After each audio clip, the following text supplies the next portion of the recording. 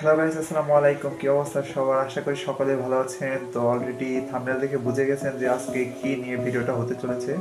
তো আজকে হচ্ছে পিঠা নিয়ে ভিডিও হবে। তো আমরা শীতকালে যে পিঠাটা খাই, তো কম বেশি সবাই বেশি পরিমাণে খাওয়া হয়। সেই দুটো পিঠা হচ্ছে ভাপা পিঠা আর হচ্ছে দুধ চিতই। তো আমার এই সিজনে অনেক জনের বাসায় খাওয়া হয়েছে পিঠা। তো এবার হচ্ছে আমাদের বাসায় লাস্ট বানানো হচ্ছে। তো ভাবলাম এইটার ভিডিওটা একটু আপনাদের শেয়ার করি। যেহেতু শীত শেষ হয়ে যাচ্ছে, পিঠা নিয়ে কিছু হলোই না।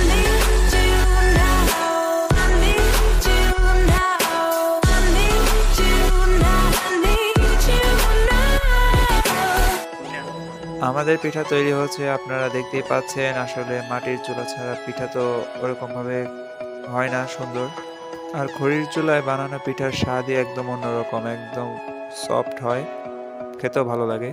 আর এই চিতই পিঠাগুলো আমার গুড় দিয়ে খেতে অনেক বেশি ভালো লাগে। একটু পরে আমি সেই কাজটাই করব, আপনারা দেখতে পারবেন।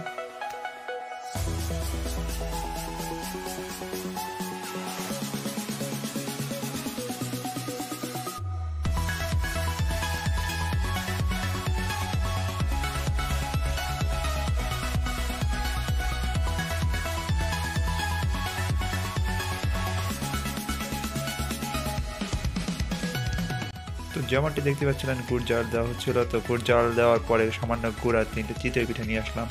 তো কিছুক্ষণের জন্য আমি এখন হয়ে যাব Indian food blogger.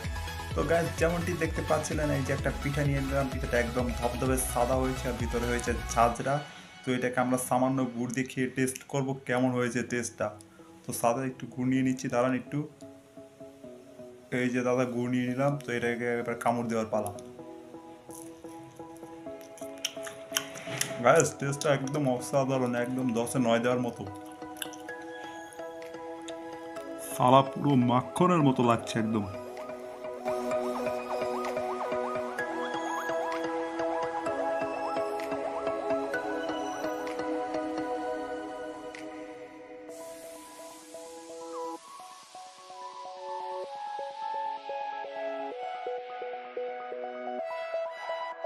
A few moments later. আমাদের কাঙ্ক্ষিত পিঠা অর্থাৎ দুধ চিতই পিঠা রেডি। আপনারা দেখতে পাচ্ছেন কতটা স্পঞ্জি হয়েছে।